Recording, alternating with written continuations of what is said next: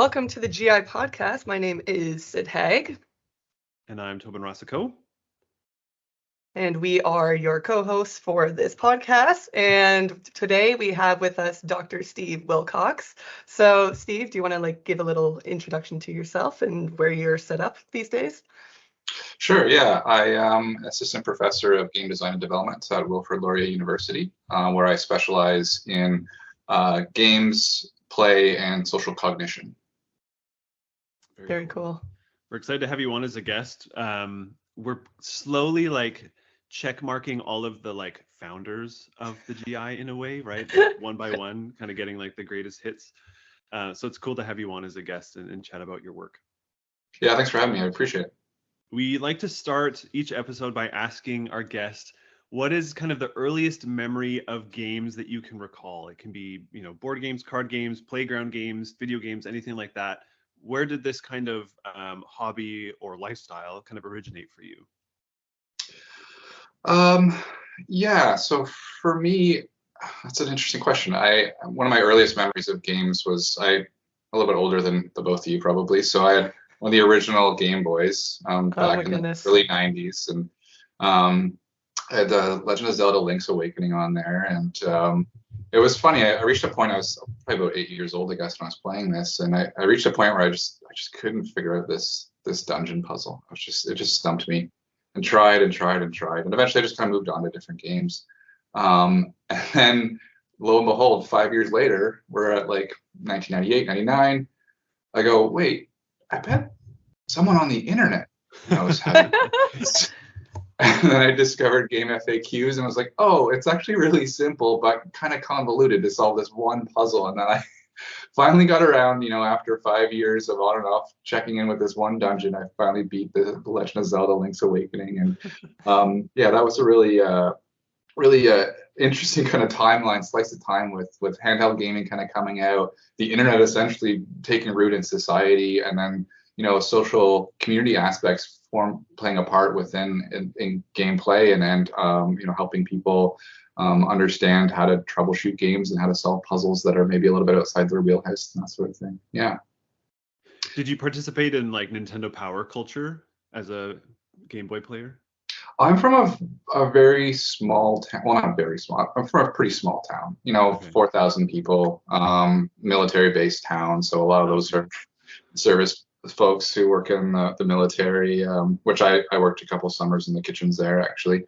But I subscribed to Nintendo Power. I had about 5 years worth of issues built up and that sort of thing. But culture in games just is not something that had even occurred to me. When you're from a small town, it's they're there as a social exercise, but the idea of identifying as a gamer, especially in the 90s, was just, in a small town, it just had not ever occurred to me at all. And looking back, I'm like, oh, I was very adjacent to those cultures. But that's also to a degree, my experience with games as a researcher and a game designer is that, I come into games from a communication perspective. When the earlier games I played was Unreal Tournament, and Unreal Tournament came out.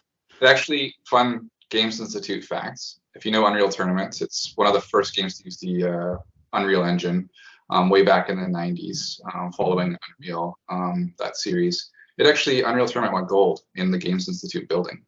It was actually completed in that office space, which is a cool little slice of life fact. That building's changed hands a few times over the years, but that Unreal Tournament came with the Unreal Editor, which is the full suite of level editing tools, and all of the maps that came with Unreal you could open them in the editor. And I just tooled around with that for years. I learned so much about level design, about art, texturing. Nowadays in Unreal, a lot of it's driven by meshes and pre-rendered objects that are inserted into the game space. In the 90s with Unreal, it was almost exclusively done with geometric shapes that you would build in Unreal and then just skin with textures. And that's how you would kind of build out your world. So another fun fact about Unreal is that it all runs on base 8. So you want to build things in 8, 16, 32, 64, 128, 256, 512. So I was really good at math class because I learned all the squares, right? Which is basically what that was teaching me. So that got me a leg up in my calculus class. But I was making games in my high school classes called Globalization, all about like global RTS style games about, the expanse of governments and conflicts and that sort of thing. And I made political simulators as well, and in that space as well. And I for quite a while separated that idea of game playing as a kind of cultural identity and a leisure activity from communication, which is where I was drawn as someone who programs and creates digital media, essentially. That it's only really later in my kind of career that I brought those two threads together and connected those dots, and was like, oh, there's two sides of this, and they're both informing one another, and they're both distinct, but also they're two sides of the same coin in a lot of respects too. That's very interesting. It's also just like I come from also a very small town. Well, not even. I come from a farm. So I remember when my brother started getting into gaming, and just eventually I kind of like fell out of it because he was older than me, and eventually he left the house. So there wasn't that much of that cooperative gaming he and I would do. And I didn't really get back into gaming because I didn't really have the kind of like the social community around it until I left for university. And then obviously I had like a better internet connection and I had more access to the internet. And then that's when I started getting back into gaming, of like watching these Let's Plays, trawling various like Reddit forums to see what people were saying about some certain things, and just really getting into like these very like small niche interests in video games that may not be a part of like of the larger like narrative, which is like very super interesting. So I'm kind of wondering how have you like been like keeping up with the changes of like how gaming communities form online, and kind of like how they have been changing with the increase in technology? Yeah, I think that's kind of interesting. Just a little side note is that you came from like a really small community, and then you go away to university and you go online, and then you found other small communities that just shared interests that you didn't have available to you in that kind of rural setting. And I think that for me is just one of the biggest social advantages of games. Is my research. I'm really interested in social cognition, so just really understanding how other people think. And games, it's probably pretty apparent that games are really good at helping us, exposing us to the different ways people think about the same underlying experiences that we're having. We're supposedly playing one and the same game, and yet you see all of these different perspectives and interpretations and what just happened. And you can ask this, you can all be in the same server, you can all be in the same raid and WoW, and have completely different accounts of what went right and what went wrong. And it's all supposedly the same medium, the same experience, the same mediated content, but we're all making sense of it in different ways. And I think that's an advantage and a disadvantage. So in my research, I talk about this idea of, a community is often based on consensus, which literally means to sense or feel together.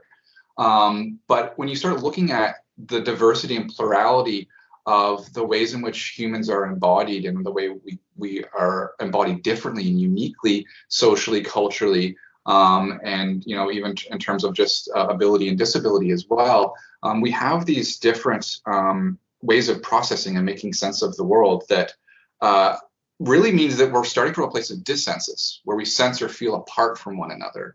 And that historically has been portrayed as a negative, that if there's dissensus, that's inherently a drawback in social and communal settings. And so we strive for consensus, to sense or feel together. And we try to push people towards this consensus. And I think that with the internet and really in gamer communities, we see the dissensus coming to the foreground, which creates a lot of tension and frustration. One of the beautiful things when you get into PC gaming and you're building your own computers and that sort of thing is that you get into the technology of it, and you start posting, well, I'm having this issue. I have this graphics card and this processor, but the game's not running. And someone will invariably reply like, no, it's running fine. Your hardware's fine. It's working fine. It's like, no, I'm telling you that it's not working. I'm like, no, it is. Like, what's happening here? There's really interesting breakdowns, and it's just, I think it's really brought to light that we don't sense or feel together all the time, and certainly at different points we sense and feel apart from one another.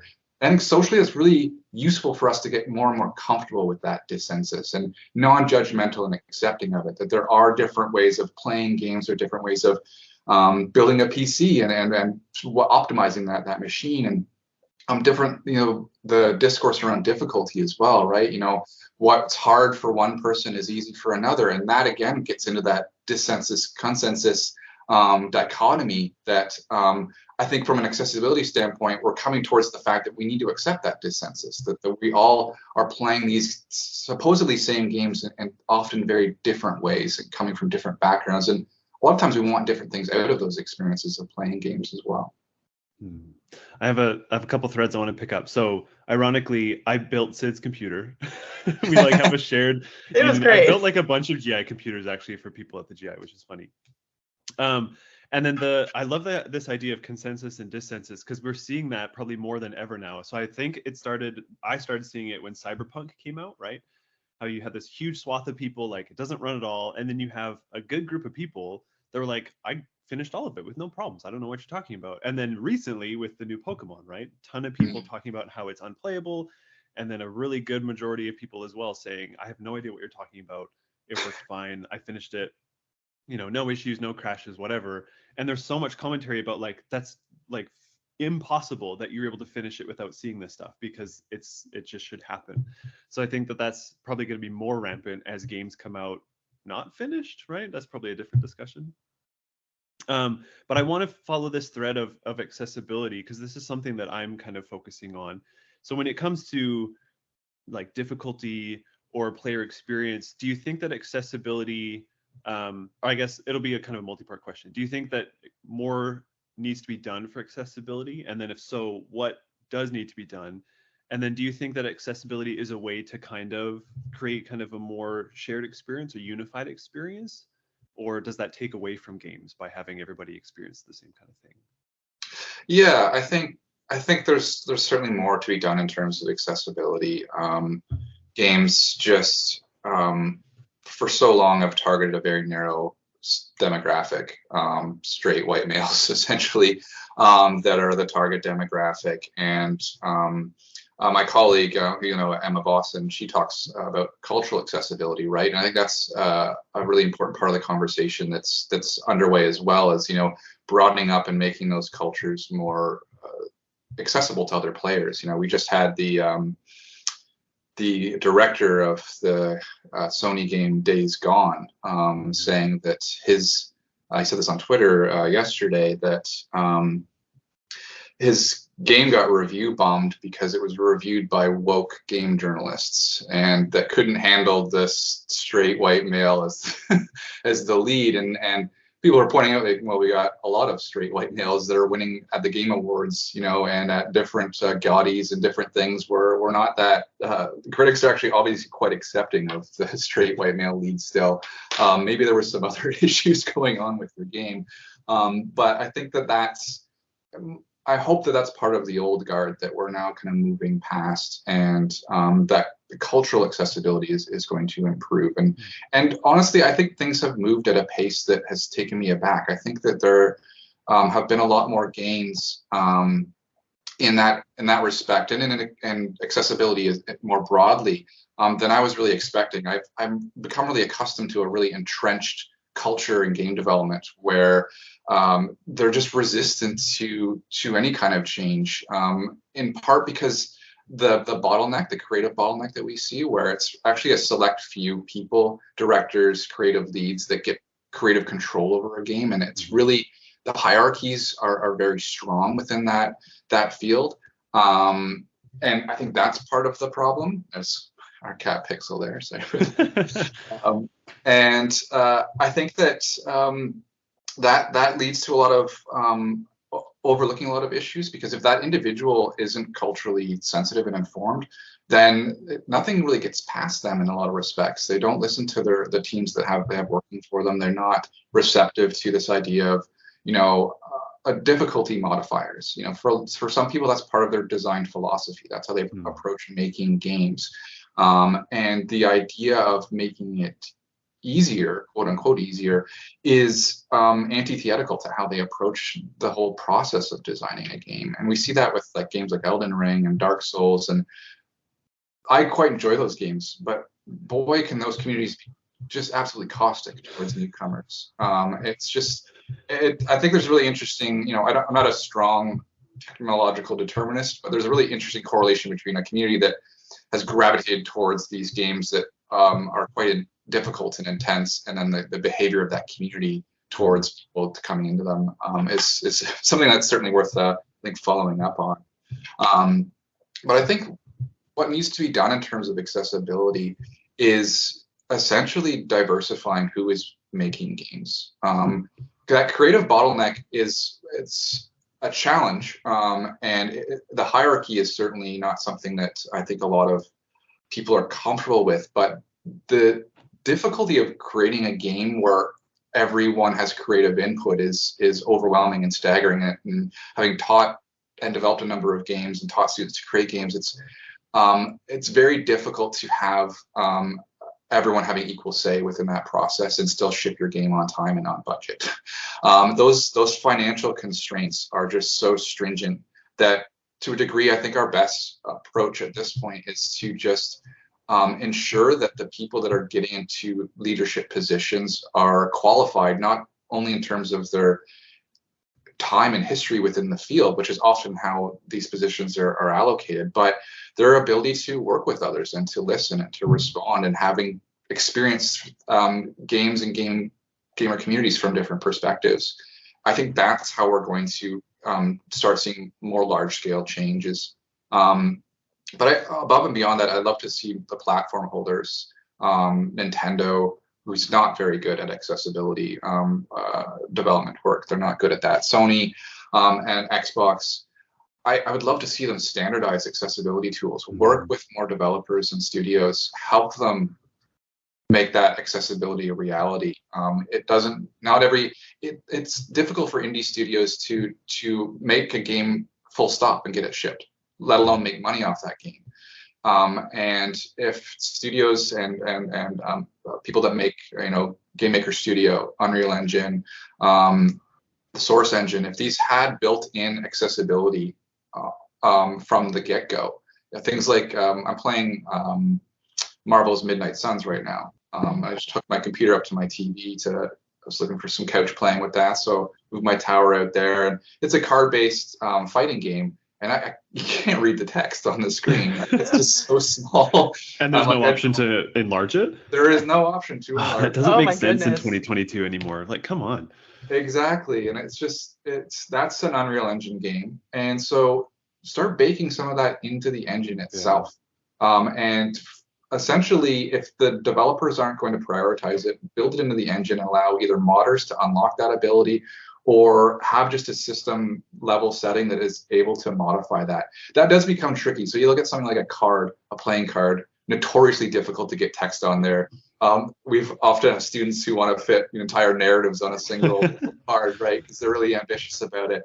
And we know white space needs to be there. We know that impacts usability. So there are other accessibility concerns. It's not as simple as just bump the font size, because then it's spilling out over the cards. And so it's not, I'm not trying to suggest it's easy, but I think that having each individual studio or small team have to approach this on their own and invent their own approach solutions is just not a sustainable approach. We need a more systemic approach, driven by the people that have the resources to make that happen. So I would say Xbox, through Microsoft, is doing a really good job in various areas, especially on the hardware side. Their accessibility controller is just, I'm not sure anyone at Nintendo or Sony has ever considered what that might look like for them. And Microsoft is putting in the development time, and from my understanding, working with people with different disabilities to craft those devices to be as usable and accessible as they possibly can be. And I think that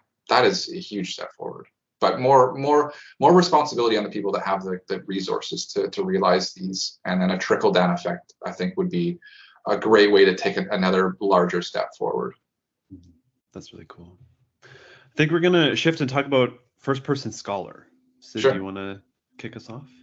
Yeah. So, First Person Scholar started as this kind of like middle state publication, and you were one of the editor-in-chiefs for a brief period. So, do you want to like speak a bit on your experience of what it was like kind of getting that up and running and kind of like the challenges you engaged with at that time?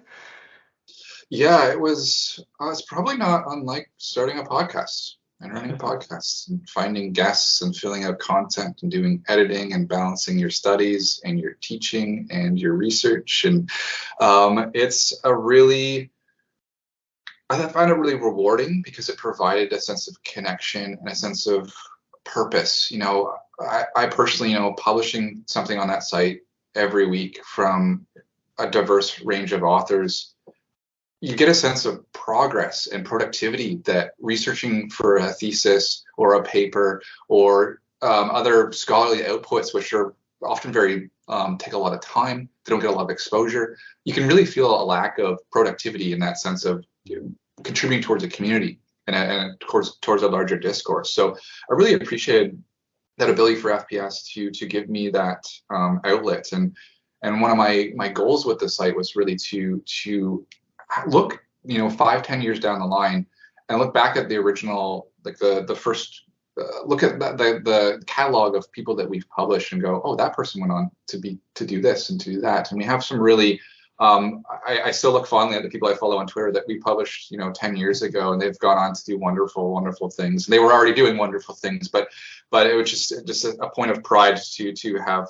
had them come through and publish with us and contribute towards the site was really rewarding part of that. But the flip side of that being rewarding is that it was a lot of work. It was an awful lot of work. We started off as an idea that Neil Randall, the director of the Games Institute, had, and myself and a couple other PhD students sat down, and I'm often game for things. I'm interested in everything, which is a blessing and a curse. So it's not easy to twist. It's not hard to twist my arm to get me on board with something. So I just hit the ground running with that thing. So I designed the original website, the logo. I came up with the name for the site, and I was our managing editor as well as our EIC. So I was doing all the WordPress posting and the tagging and the social. I also was our social media manager as well. Oh my word! It was this was before this is like what 2011, 2012. So it was kind of before a lot of the different roles had become distinct in online publications and that sort of thing, and online digital media in general. So it was just kind of like, okay, well, this is what we'll do, and we'll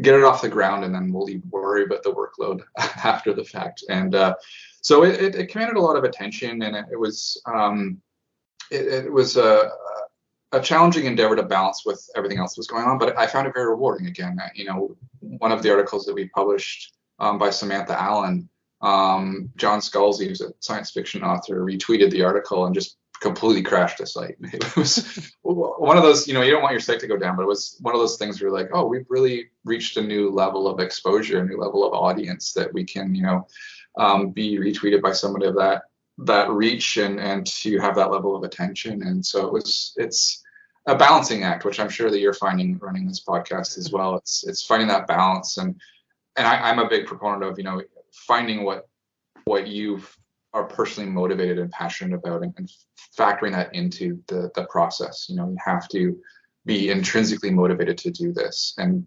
sometimes that comes about naturally, but sometimes you can build that into the system itself in the way that you actually produce the content. Yeah. I feel like running this podcast is a breeze. we bring in the guests do all the hard work, and then it's like I hit 2 buttons, and then we just show up. Yeah.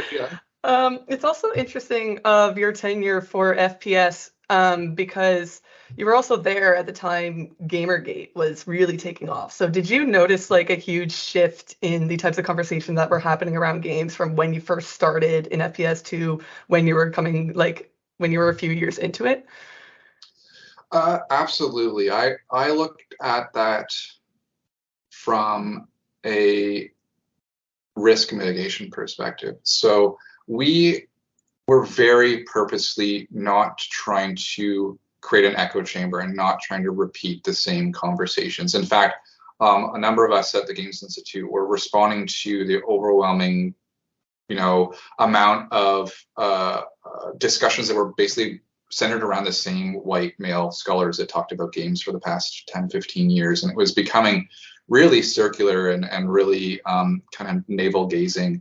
And so we really pursued people that could look at games from different perspectives and different lived experiences and offer something unique to the conversation. And that meant bringing on more marginalized perspectives. And that honestly scared the hell out of me once Gamergate started going. I was just absolutely very nervous about people publishing with us getting doxxed, getting harassed, getting targeted. At the time, we didn't have any funding to pay the staff, let alone the contributors to the site. And so they were, for exposure, they were getting this risk of all this abusive behavior. And it just felt so guilty. I felt it was at times often experienced guilt asking people to contribute towards us. But then the flip side is you perpetuate that same echo chamber that had already been unfolding. And so it's this really difficult responsibility, I think, as an editor to look at who you're putting in harm's way, how you can mitigate the risks they're exposed to, and balance that against the value of their voice and what they're adding to the conversation. So Gamergate coming out when it did, we really wanted to position ourselves as something that could respond to it and that could speak to it. And around that time, we were going through a kind of personnel where more people were joining the staff at FPS. So Emma Boston and Elise Vist, joined us around that time as well. And were able to, I think, provide more depth and insight into those cultural issues than our current staff was, which was all white men at the time. So it was, as much as we were tracking Gamergate, I don't think we had the institutional knowledge to navigate that terrain. But it was my recollection of Gamergate in that era was just one of a lot of anxiety for my colleagues. I met someone at a conference, at the Meaningful Play conference a couple of years ago, and she had to delete all of her online presence entirely because a Gamergator had found her class syllabus and said, "I know what you teach." Yeah, and it was just like, and those people you don't see, right? Because they don't have any visibility because they can't be online, and so they've been effectively silenced by this hate movement, and that happens to various degrees as well. People that publish under pen names, or people that leave academia entirely. It was a really difficult and remains a difficult time. We've just kind of seen Gamergate metastasize into a larger cultural reactionary right-wing movement that is, arguably the person in charge of our largest social media hub is pretty much ideologically aligned with the same principles that motivated that group. That's a very difficult. We live in interesting times. Maybe I'll that way. Do you feel at all that you're a bit more prepared now to handle those conversations, especially if those conversations come up in your class at all? Because I feel like it's very important to have these conversations of not only the types of games that people are designing in terms of narrative and character design, but also the type of community that it encourages or supports. Yeah, absolutely. So, I teach in a game design program. Game design is also overwhelmingly white and male in terms of its demographic composition. So, and that's true more broadly of digital industries as well. And so there are these initiatives to girls coding, getting girls coding, getting women coding, Black girls code as well, different initiatives and attempts to diversify and essentially change what the pipeline looks like. Because right now the pipeline is still pretty much white and male. The problem with those approaches is that the pipeline leads into this, machine that still just chews up and spits out anyone who doesn't conform to the normative digital worker. mold. And so I think of that in terms of teaching. I have ambitions to ensure that the demographic of our classes is ideally reflective of the population as a whole, right? That should be our goal, I think, as educators. If you're seeing skewed representation, that's a good sign that you've got some revising work to do in your recruitment. But I do spend a fair amount of time thinking, how do we best prepare those marginalized people to go into that workforce? What are the responsibilities of bringing them into that culture and that community? Do you tell them the first week of class, hey, this could be really challenging for you and really difficult because of your gender or your race or your sexual identity? That would just scare them off of going into it in the first place. So I find it really, it's a topic that really kind of, sorry, my dog's very excited about something that's happening. It's just maybe my partner's trying to corral her away from the front window. But yeah, I think it's a topic that really hits close to home for me in multiple ways. And I think that we on the education side of things, leadership at companies, have a responsibility to address not only who's coming into your organization, but to recognize the larger cultural environment in which that organization exists and the culture itself within that organization, and to be able to better speak to it. I think that, am I better prepared to have those conversations? I think I am, but I think I remain anxious and frustrated because there's systemic issues that, as individuals, we don't have the agency to change them. And we don't have I don't think we have a lot of good answers for marginalized people right now in terms of getting into the industry, participating in the culture and the community of game making, game design, and game playing. It's not where it needs to be, but I've never wanted to shy away from the truth. So I'm very upfront with our students about what that looks like. And I teach one of my classes is ethics for game designers. And the last unit is writing statements about how, if you're running your own studio, how would you address these issues of equity and inclusion, and how would you support people, and how would you address situations that arise that I'm an avid reader of news around games, so I often grab historical examples of gender discrimination or race discrimination, sexual identity in workplaces, and we talk about what do you actually do in this situation, because so much of the conversation is a lot of easy answers that don't apply. Just quit. Well, you have bills to pay, rent to pay. Maybe you're supporting other people in your life.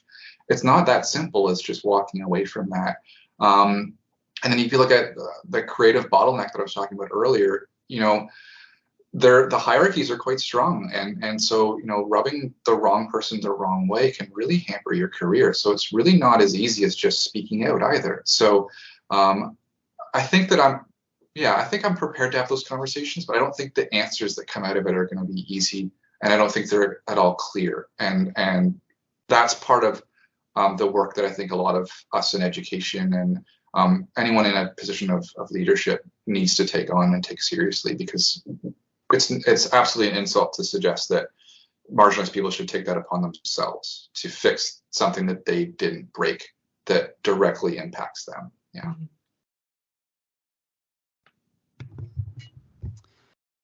So let's focus on perhaps how you made it here. So your dissertation in the Games Institute, at least, is famous because you were able to convince the English department to have a game be part of your defense. Can you talk about how you figured that out, how the process went of having those conversations? Because I think both Sid and I have had conversations with the English department, and it's very much a closed door. So we want to know what tactics you employed to have things work out in your favor, and then just kind of the general reception of how your defense went with this kind of thing as part of it. Yeah, well, I'm sorry to hear that, because one of the hopes was that would open the door, right? our English program, we went to the same English program, also used to have a language requirement. You had to have a second language to graduate. Mm-hmm. I was one of the first ones to say, hey, what about my computer language? Can you accept that? And they eventually did as well. My French was not great, so I don't know if I could have passed that proficiency test. Yeah, the idea of developing a game, I think I'm from even as a researcher, I firmly believe that theory and practice need to inform one another. I come from a pragmatist background, so I look at, which is, the word pragmatism can mean you're just a really practical person, but pragmatism as a school of philosophy really looks at the practical everyday reality and applicability of theories and ideas. And it's essentially the cornerstone in a lot of respects of feminism. There's a really good book on this topic, From Pragmatism to Feminism. This is the title. And it charts this history of, pragmatist philosophers, and that dovetails in with feminism, which is taking pragmatism and looking at the actual lived experiences of women and other marginalized people in society and saying, what is the actual lived experience here as opposed to the idealized experience. And so I think for me, I really wanted to apply all the philosophy that I was writing. I was not comfortable saying something I don't feel like I could back up. And so for me, I needed to apply this. And I had this background in making games, but it wasn't something I'd only ever done it really as a hobby or for coursework way back in high school. And so I was able to partner with other researchers, medical geographers actually at University of Waterloo. They were running a project called Get Facts, which was all about the lived experiences of food allergic children in Canada. And they were looking at specifically around the psychosocial experience of those children. And it was really eye-opening because, you think of life with a food allergy as coming with its own challenges, but a lot of what the young adults and children were describing was that the biggest challenge was everyone else in their life. It wasn't the allergy itself. They were actually very versed in how to navigate that. They were the experts. It was their friends, their teachers, their soccer coaches that were the biggest barrier. Their ignorance was actually making them, they have higher levels, food allergic children have higher levels of anxiety and stress and experience higher levels of bullying than your average child in school. And that was a really, for me, it was really a motivator because, again, I'm interested in social cognition. So I'm interested in how people understand how other people think. And so here was a clear example of the larger populace not understanding what the lived experience is of having a food allergy and the role that they have in constructing the difficulty of life with that food allergy. So I worked with those researchers. I went to Food Allergy Canada, which is an annual conference they have where they bring together researchers in the field, government officials. And for me, the important part was they have a youth panel. And so a lot of youth from across Canada would get together, talk about their experiences with food allergies. One of the interesting anecdotes that was there was they had a CFL player, a player from the Toronto Argonauts. So CFL, he's kind of a big dude, I'm not going to lie. And he was telling a story about how he had a food allergy in high school. People used to wave peanuts in his face all the time. Yeah, and he had a really interesting view on it. He felt that they were doing that to bring him down to their size. It was this way of leveling the playing field between the two of them. But it got me thinking, here's this, white, blonde, typical, like he would be the hero of like a teen movie in the 90s type of looking guy. Couldn't have really in some respects more privilege than most, and they were still exploiting this aspect of his health to try and control him, and I just found that really alarming and fascinating. And so through that experience and working from and learning from those children, I developed Allegory, which is a food allergy game. You play as a food allergic child who's the first kid in a new school with a food allergy. And so her job is essentially to teach her friends, this is what I'm allergic to. This is what I need to do to be safe. She had to teach her teachers, she had to teach her coaches. Her grandparents are really often struggle, actually, because food allergies weren't as prevalent 10, 20, 30, 40 years ago, that adjusting to, oh, I have to use a different knife when I make a sandwich for Timmy than I do for Susie. Why? It just shouldn't matter. It's like, well, the peanut butter's still on there, Grandma. Like, this is still, a pretty big risk. So that was the target demographic, was essentially everyone but food allergic children, because they were the experts. They knew what they were talking about. And so the game is, we can think of it as like a knowledge mobilization game, or, what's sometimes called like games for change or social impact games, serious games. We haven't really settled on a term, have we, in terms of what to call these? But the goal was really to target that audience and to have them. I stop well short of thinking that games create empathy, but what I'm looking for is games that can create intersubjectivity. So our capacity to imagine the world as experienced from the perspective of other people. That doesn't necessarily mean empathy, but at least that gives them the tools to understand the context in which their actions are taking place and the consequences of those actions. So a lot of my lit review as part of that was just rooted in the fact that a lot of people just didn't know that they were creating more difficulty for the people around them. They just didn't know. And having them understand what that experience is like helps, I think, cut down on that ignorance and helps them imagine different lived experiences, which then, for me, is the foundation for which we build more inclusive and more supportive communities and cultures, is through that shared understanding. So that was the genesis of the game itself, and then the actual getting it made as part of the dissertation.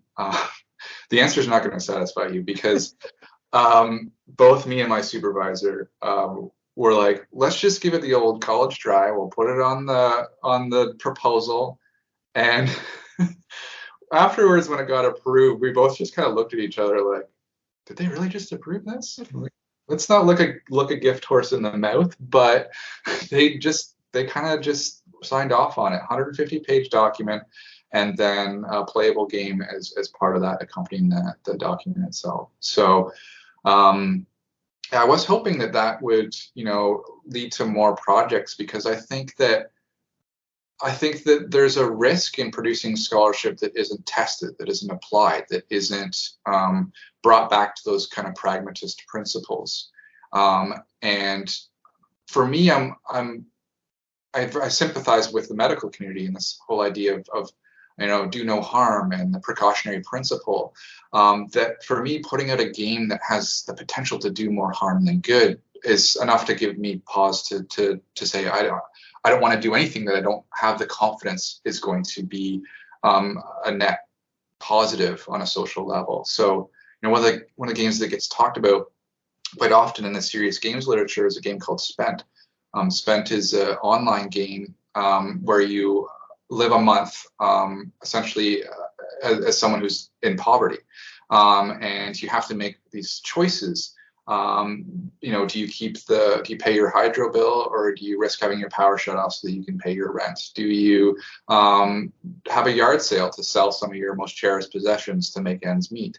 Do you consider moving closer to where you work to try and save money, but then rent increases as you get closer to those city centers? And a graduate student did a study of this game and its impact on its players.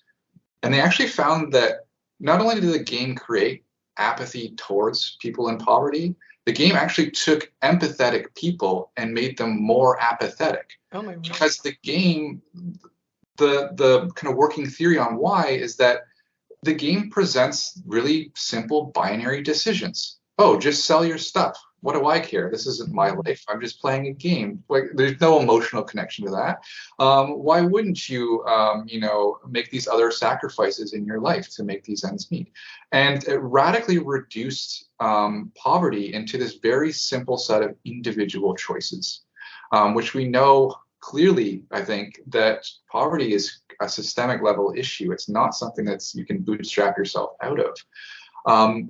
And that game, which is spoken of very highly in the literature and serious games, it's a part of some of my favorite books that were written before the study came out. And that for me is the kind of canary in the coal mine of saying, you know, we really need to take responsibility for what we're designing, not to a degree in the recreational space, but I think especially in the serious games, the social impact games, because we're claiming that they're having this net social benefit, but we need the evidence to back that up. And sometimes it's a null test, but other times, like with Spent, you're actually doing more harm than good. And that game's been played by thousands and thousands of people.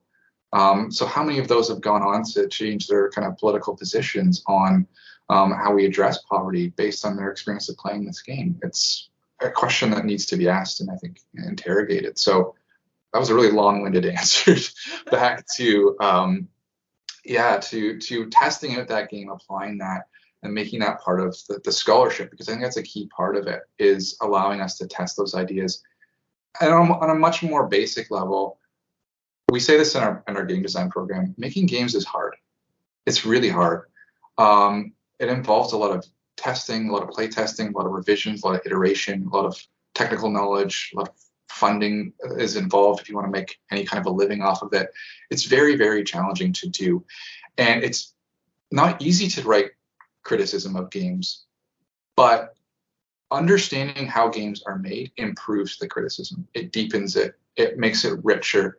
And I think if we can get more people who work in the game space that write about, that talk about, that participate in games, to make games and understand the difficulty and the challenges that poses, that's going to lead to more compassionate communities around games in general, that are going to be more responsive to understanding the processes by which they get made. You know, a lot of talk around gamers is that they've rooted their identity in consumerism, and that really changes their relationship to developers and to studios. And there's no reluctance to spout off the most toxic things you've ever said. You know, actual death threats over game patches that have, you know, created a bug that miffed someone off. And I think part of that is what's ever going on in that person's life, but another part of that is just games have been a black box for a lot of people, and they have bought into a narrative of a cushy,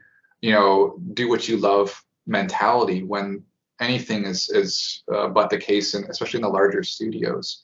And I think that pulling back the veil and helping people understand that process is instrumental. So MA projects that allow you to do digital work, PhDs that allow you to do digital work, game making, software making, you know, that leads to just a better scholar, I think, and a more compassionate scholar. And I think it's an undervalued part of the process that is only going to enrich the scholarship. And then you make the game and you go back and you revise the diss, and then the dissertation becomes more informed and grounded and more capable of having the kind of impact that we hope our scholarship will have.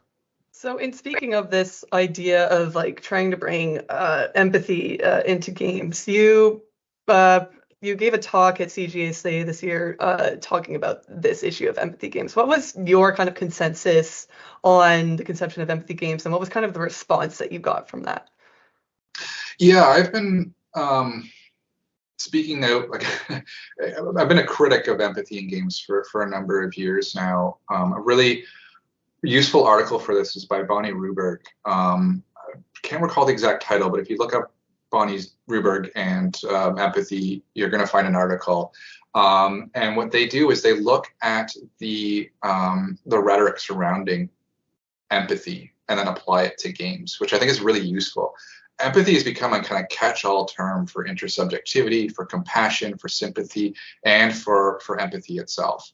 And I have so many reservations about attaching empathy to any form of media. You know, there's the famous Roger Ebert quote that films are empathy machines, right? That's the kind of go-to touchstone for thinking of media and empathy. But when you look at the literature by people who write about and research empathy, they would never be that cavalier with that term. they are very clear, especially in the clinical psychology sector.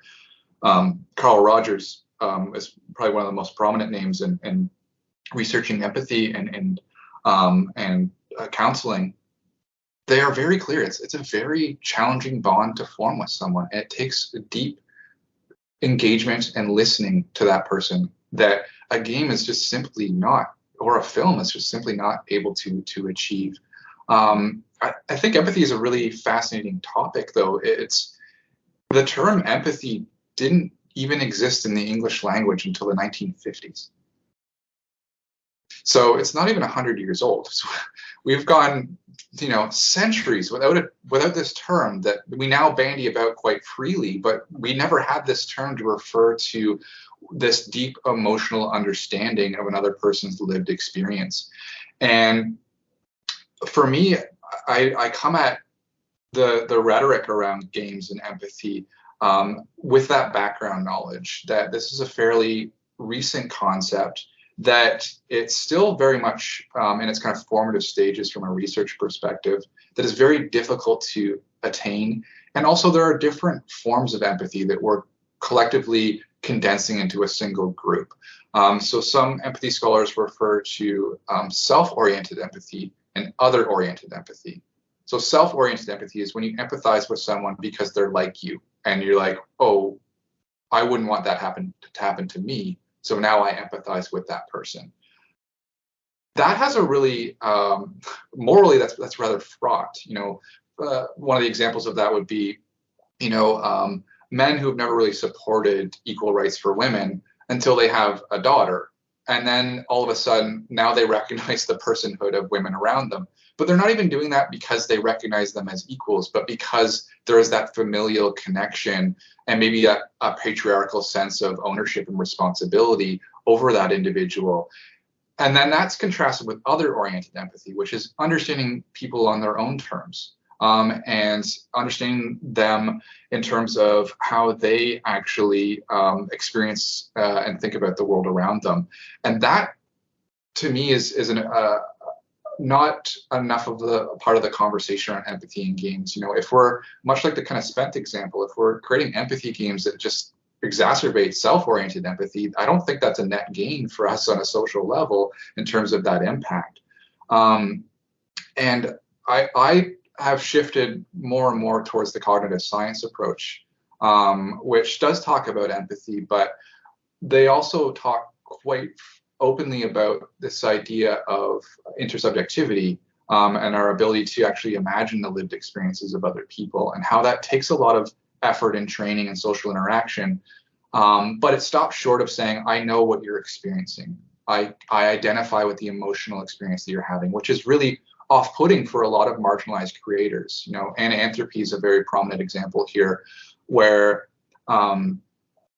Anthropy's game, Dysphoria, was upheld as a kind of paragon of an empathy game, of one that helps people understand the lived experiences of a trans woman who is undergoing hormone replacement therapy. And Anthropy really responded to attempts by essentially white male gamers to say, oh, I know what you're going through because I played this 10-minute game. And that produced a really, I sympathize with how difficult it would be to just, to hear that your lived experience just reduced down to that 10 minutes at a computer. I understand you. If from I fancy myself a kind of casual philosopher, I guess, and it just, the idea of whether we really understand someone else is actually a very fraught question that has can we really escape the bounds of our own lived experiences and our own embodied ways of experiencing the world? And to just gloss over that and label something an empathy game is really, I feel like it does a disservice to the research and to the actual process. But I do think it can be, I do think games are an avenue to opening us up towards that deeper engagement. The way I often describe empathy in games is through this quote from the poet Robert Browning, who says, "A man's reach should exceed his grasp, or what's heaven for?" is the quote. But I think of empathy as, it's us reaching for that understanding of someone else when we can never fully grasp it. And the value is in the reach, not in the grasping. And I think a lot of the rhetoric around empathy in games is oriented towards the latter, towards grasping and fully understanding someone's experience. And they're marketed that way. And people are pitching, entire studios have adopted the We Create Empathy Games model. And that is, fraught with other issues, but it really taps into this idea that we can deeply understand someone through some sort of mediated communication. When we have clinical psychologists saying, no, I have to spend weeks and weeks with a client to understand them on even a cursory level, to empathize with what they're going through, so I can actually properly provide them with meaningful, informed care and guidance. Lots to think about. That's really interesting stuff. So as we come to the conclusion, we want to ask you about kind of what you're playing these days, what you recommend, or if there's any games that you found that do embody some of the topics that you have spoken about that you would recommend listeners to go out and try. Yeah, I like to tinker, so I've spent far too long tinkering with Skyrim and the mods. So I've moved on to The Witcher 3, which I've just been modding the heck out of. But the HD update comes out in 2 days, and it's going to break all of my mods. I'm a little bit cheesed about that. But I'm playing Witcher 3. In part because I'm teaching my ethics class in the winter term, and I find that there's a lot more nuance to the Witcher series than there is to some other games, and I appreciate the moral, I don't even call it moral gray areas, but they allow you to explore your moral agency in ways that is not as judgmental and not as polarized as we see in other games. And so I appreciate that aspect of the writing of the game. And I'm also playing Marvel Midnight Suns because I'm a shameless Spider-Man fanboy. So Spidey's in it, I got to be playing it. So in terms of, games that really embody, what I've been talking about, what I research, I don't often focus specifically on individual games. I do emphasize how we play them. So in our program, the first course that students take with us is called Critical Play, where we teach students how to play a game critically, how to deconstruct it, deconstruct the conventions in it, deconstruct what it's asking you to do, how it's constructing your agency, how it's constructing your role, how it's constructing the world. Essentially a way of deconstructing games, so that when they take their second course with us, they know how to construct them in ways that are more nuanced and more informed and can move the medium forward. So my advice to anyone looking to play a game is to consider playing a game you're very familiar with from a more critical perspective, to look at what is being asked of you and what you're doing participating within that space itself. And and there's certainly games I think that make that part of their core loop. So this War of Mine, which is based on the siege of Sarajevo, it's all about life as someone living amongst the refuse and rubble of a war that seems to never end.